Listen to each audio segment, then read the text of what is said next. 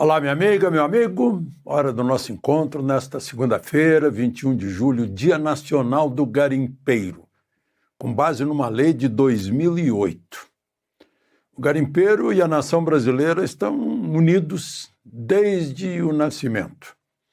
Graças ao garimpeiro que foi entrando em busca de tesouros, pedras preciosas, ouro, nós conquistamos o território nacional, inclusive além da linha de Tordesilhas. Minas Gerais e São Paulo, pelos garimpeiros, bandeirantes, e Golbery, um grande estrategista, dizia que só se conquista um país pelos pés dos seus nacionais. É o que os garimpeiros fazem. E hoje, garimpeiros humildes estão sendo escorraçados como se fossem ameaça estrangeira, como se fossem ONGs estrangeiras lá na Amazônia. As ONGs ainda ganham dinheiro de fora. E o garimpeiro está lá defendendo a família. Eu aproveito para lembrar do meu amigo José Altino Machado, que eu conheci há quase 50 anos, nacionalista, patriota, meu companheiro de artigo semanal da Gazeta do Amapá. Zé Altino, que temos praticamente a mesma idade, ainda hoje é um grande lutador pela Amazônia brasileira. Bom, lembre-se de se inscrever se ainda não fez isso, e ao final de deixar o gostei ou não gostei.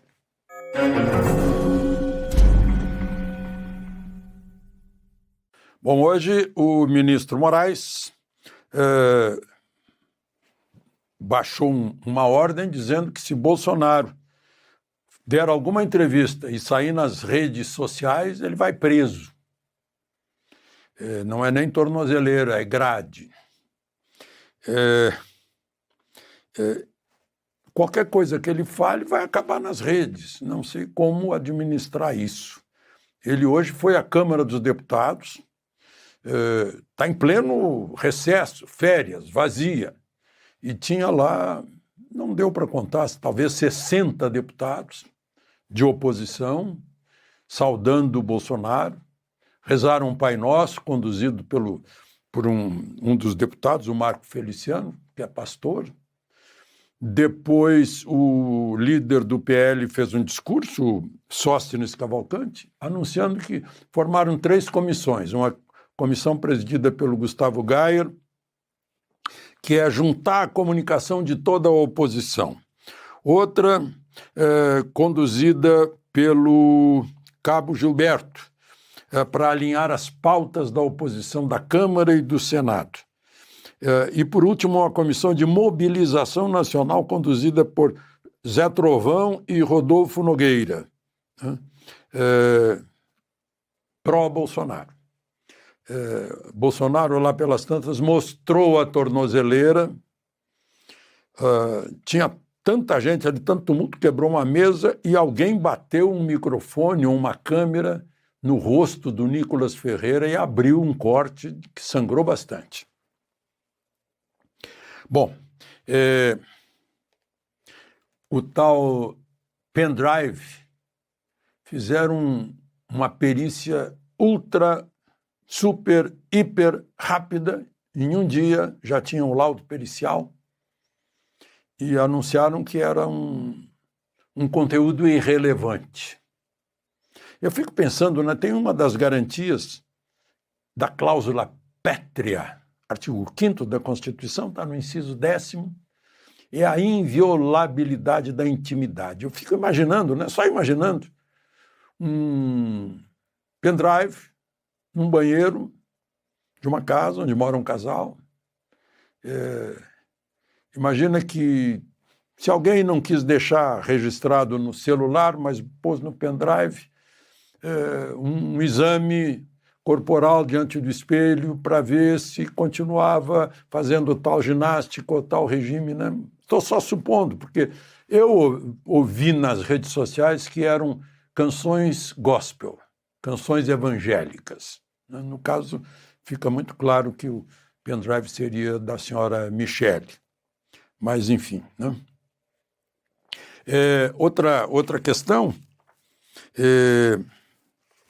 eu anotei aqui para não esquecer, né? Assim, sobre o crime de Bolsonaro. Ele estava lá, ele falou com as pessoas, disse, eu roubei de alguém, eu agredi alguém, eu desobedeci a Constituição em alguma coisa. Que crime eu cometi? Sim, cometeu um crime.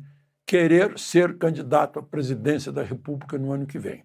Esse é o crime. Identificado aqui pelo vice-primeiro-ministro da Itália, que eu recebi aqui, o Matteo Salvini, né? Ele lembra, está lá, está em italiano, né? Ele deu até uma entrevista a Il Giornale, lá na Itália. Bolsonaro está na prisão domiciliar. Le Pen, condenada. Eleição na România foi falsificada, foi fraudada. Orbán está sob fiscalização.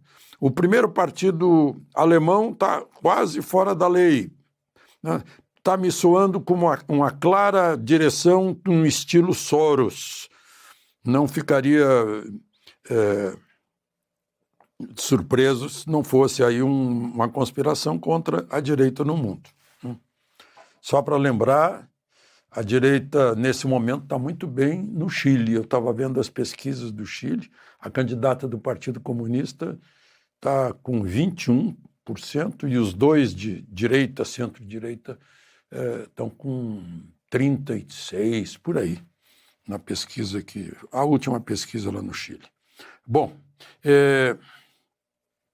o ex-presidente Supremo, também ex-presidente da Justiça Eleitoral, Marco Aurélio Melo, numa entrevista ao Poder 360, disse que nesse processo do Bolsonaro, ele diz, aspas, está tudo errado, a começar pela competência.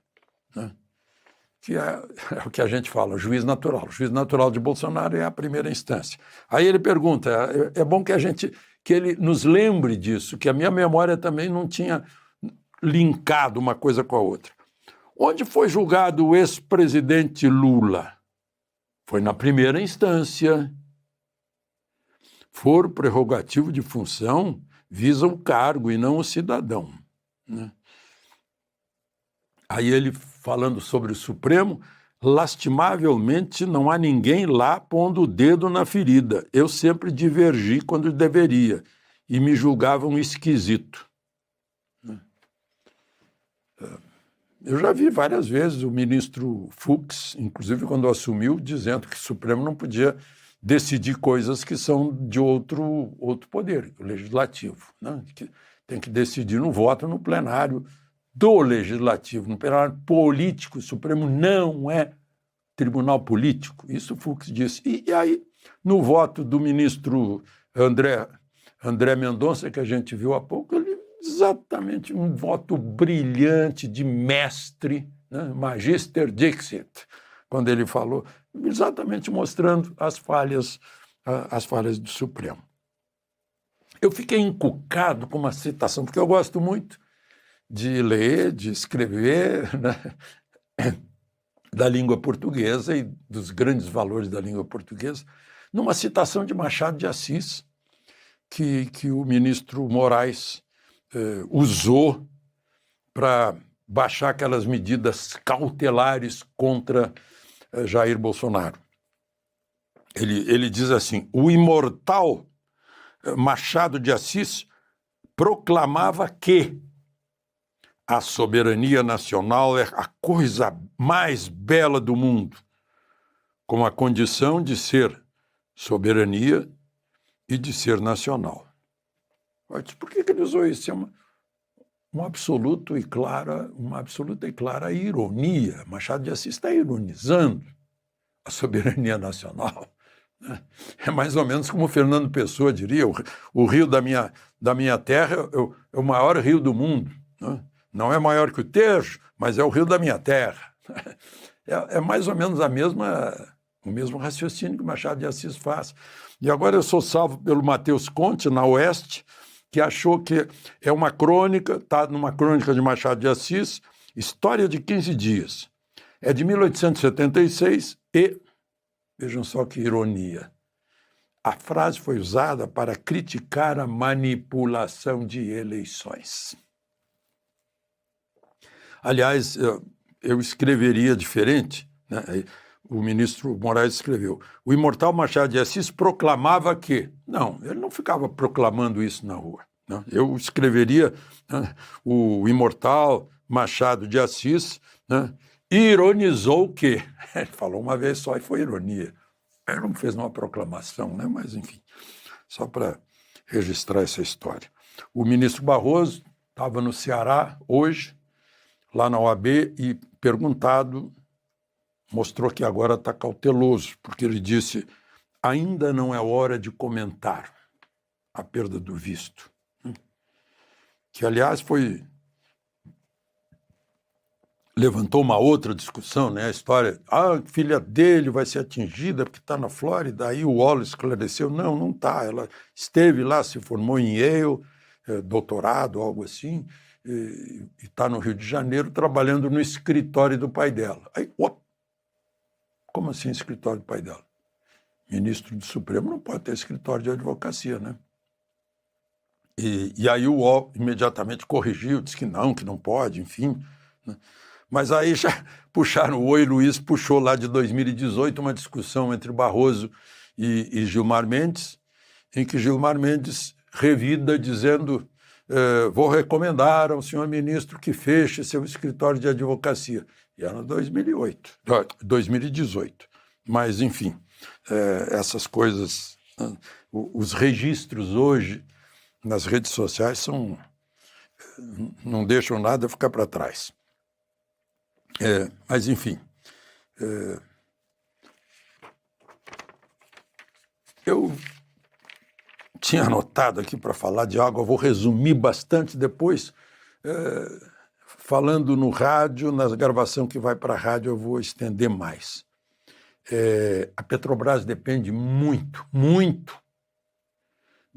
a Petrobras não. Os caminhoneiros do Brasil dependem muito do diesel que a Petrobras compra da Rússia.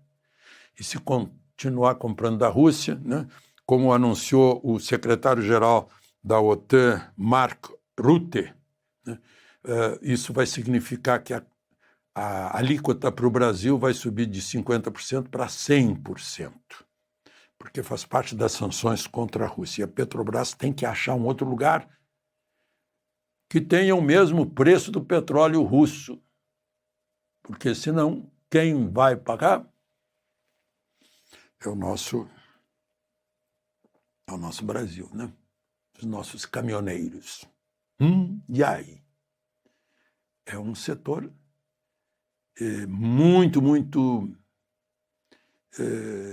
sensível e que transporta, no mínimo, 2/3 da carga brasileira, né? O Brasil a Rússia é o principal abastecedor de diesel no Brasil desde que entrou o governo Lula. Já em 23 se tornou o principal e em 24 continua, né? Então, estamos comprando mais de 50% do diesel vem da Rússia. Olha o tamanho do problema. De Brasília, Alexandre Garcia.